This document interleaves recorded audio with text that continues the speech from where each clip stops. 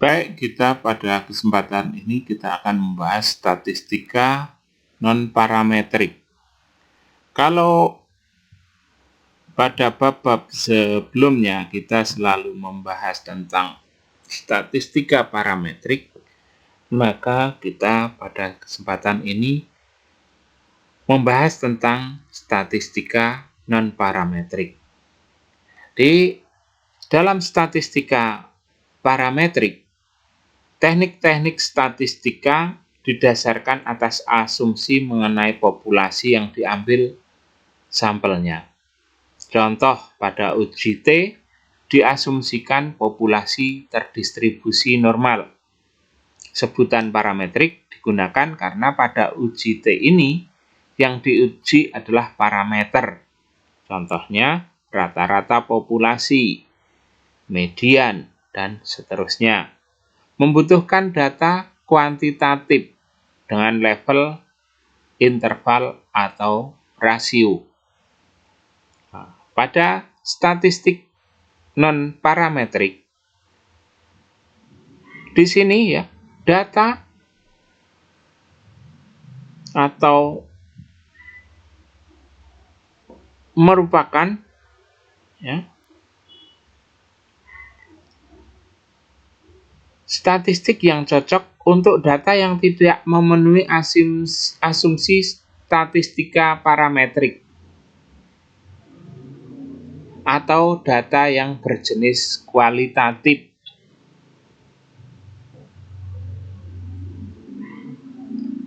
Disebut juga dengan distribution free statistik.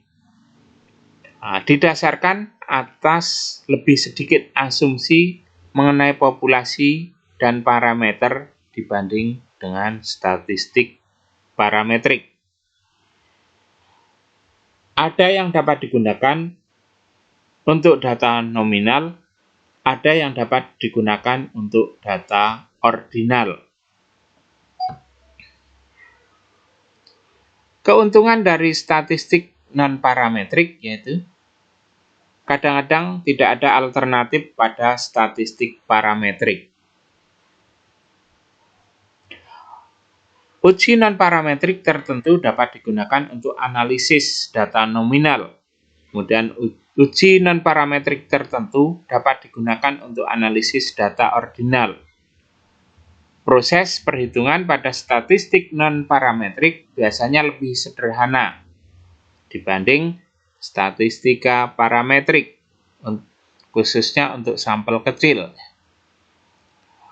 Kekurangan-kekurangannya adalah uji non-parametrik menjadi tidak berguna apabila uji parametrik untuk data yang sama tersedia.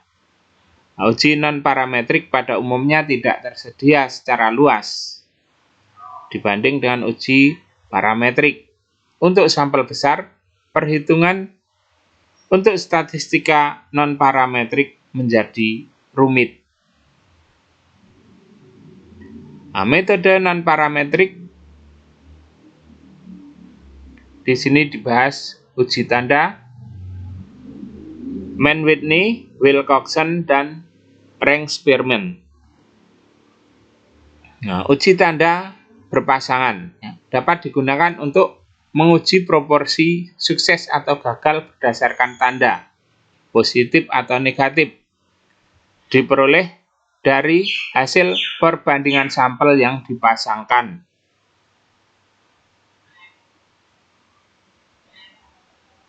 Misalnya seperti ini datanya. 2 untuk tingkat A dan B. Ini negatif, positif. Bentuk hipotesisnya, hipotesis 0, P sama dengan PH. Kemudian P lebih besar dari PH, P lebih kecil atau sama dengan PH. Ini ya. Uji statistiknya dengan Z sama dengan P kurang min P dibagi dengan sigma P.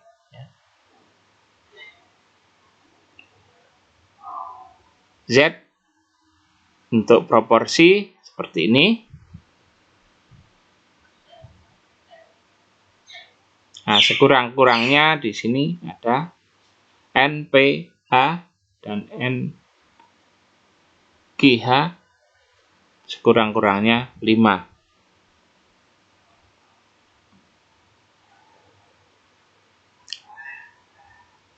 Dari penilaian terhadap kualitas pemutih A dan B diperoleh 19 tanda positif, 6 tanda negatif, dan 5 tanda nol.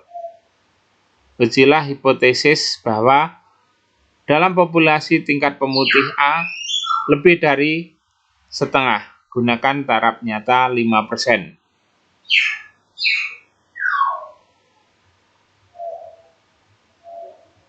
Hipotesis di sini hipotesisnya 0, P lebih kecil atau sama dengan 0,5 ya, H0-nya. Kemudian H1-nya adalah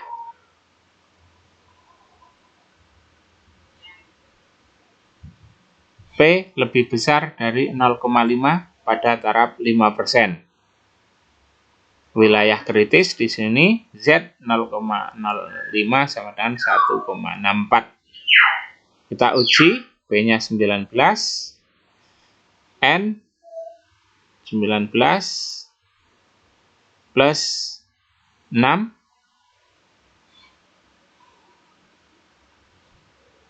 25 ya.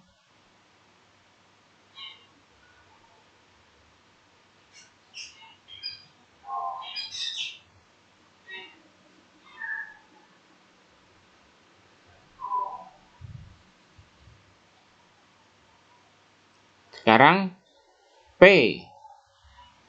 rata-rata ya, 19 dibagi 25.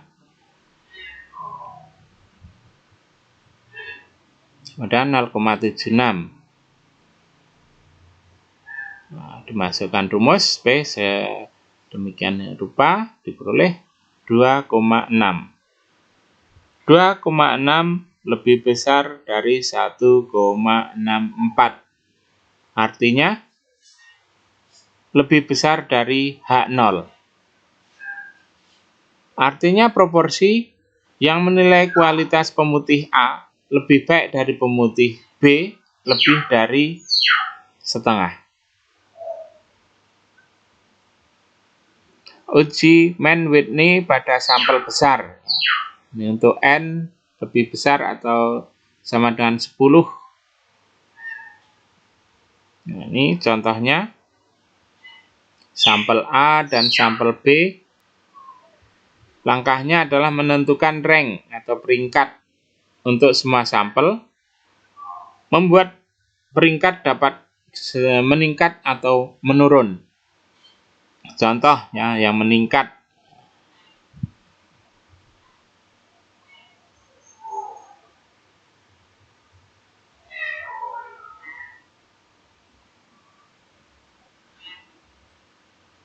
Nah, jika N1 dan N2 sekurang-kurangnya 10,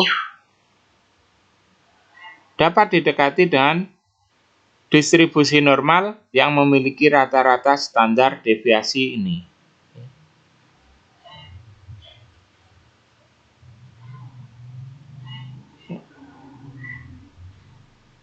Kemudian sigmanya, nih.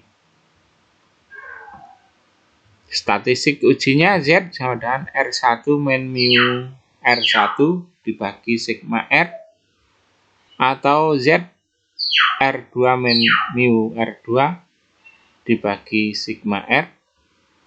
Di atas tadi jika H hipotesisnya hipotesis 0, mu 1 lebih besar dari mu 2, atau yang kedua jika hipotesis 0-nya adalah mu 2 kurang dari mu 1. Contoh di sini taraf operasi persentase kapasitas telah didapat dari sampel random N1 10 hari dari perusahaan 1 dan N2 12 hari pada perusahaan 2. Jumlah ranking berturut-turut adalah sekian. Pada taraf 5%, susunlah pengujian untuk menentukan apakah taraf operasi rata-rata perusahaan 1 lebih besar dari taraf operasi rata-rata perusahaan 2. Di sini hipotesis nolnya adalah mu1 kurang atau sama dengan mu2. Hipotesis satunya adalah mu1 lebih besar dari mu2 pada taraf 5%. Wilayah kritis Z 0,5 sama dengan 0,05 sama Z sama dengan 1,64. Kita uji statistiknya ya. MR1 sigmanya MR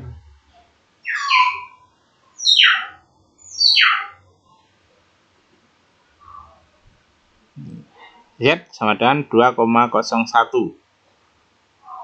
Z lebih besar dari 0,05. Maka H0 ditolak.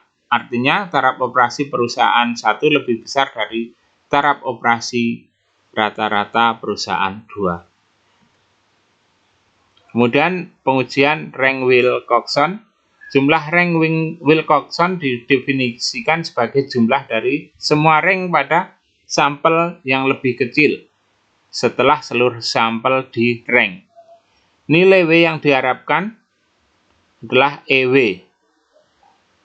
EW sama dengan N1 dalam kurung N1 plus N2 plus 1 dibagi 2. Dan error atau SE sama dengan akar N1 kali N2 dalam kurung N1 plus N2 plus 1 dibagi 12.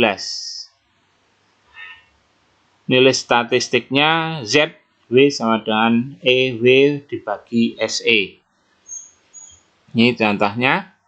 Pendapatan dua kelompok kerja disajikan data sebagai berikut.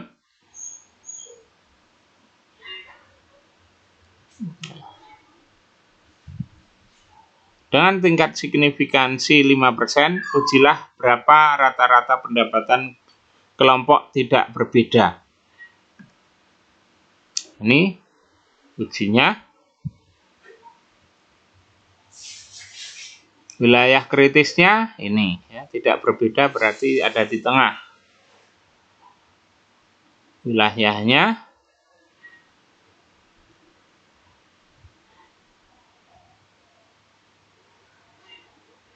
dalam pengujian ini nilainya berada di antara 1,96 dan min 1,96. Artinya H0 diterima. Artinya rata-rata pendapatan kedua kelompok tidak berbeda. Nah, uji korelasi rank Spearman. Ya. Ukuran asosiasi antara dua variabel berjenis interval atau rasio digunakan koefisien korelasi Pearson. Nah, untuk dua variabel berjenis ordinal, ukuran asosiasinya adalah koefisien korelasi Spearman. Nah, rumusnya seperti ini.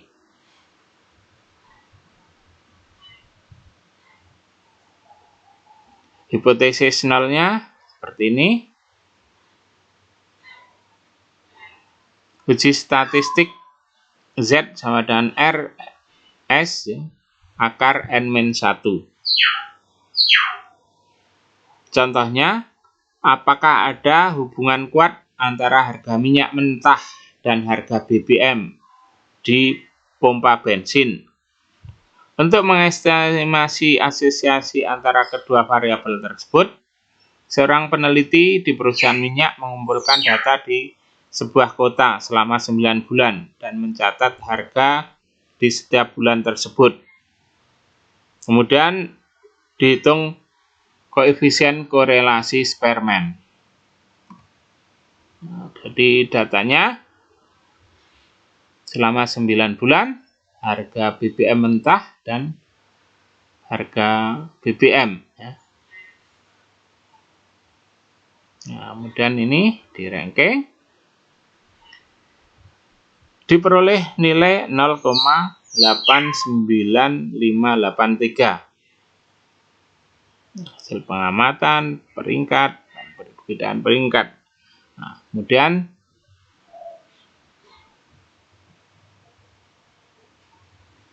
contoh di sini, M dan R adalah dua orang analisis yang meranking kualitas 12 stok.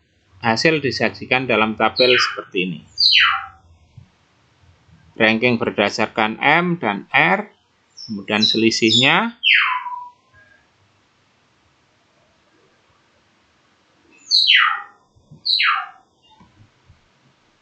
Dengan taraf 5%, ujilah apakah ada kecenderungan kecocokan pada rank kedua analis. Nah, di sini kita bisa lihat adanya kecenderungan cocok dapat diartikan kedua rank berkorelasi positif. H0 sama dengan PS kurang dari 0, kemudian H1 PS lebih besar dari 0. Ujinya satu arah dan taraf nyatanya 5%, wilayah kritis Z lebih besar dari 0,05. Nah, kita hitung ya. Nilai R-nya diperoleh 2,26. Lebih besar dari 1,64, maka H0 ditolak. Artinya ada kecenderungan kecocokan pada rank kedua analis. Artinya ya mereka berkorelasi positif.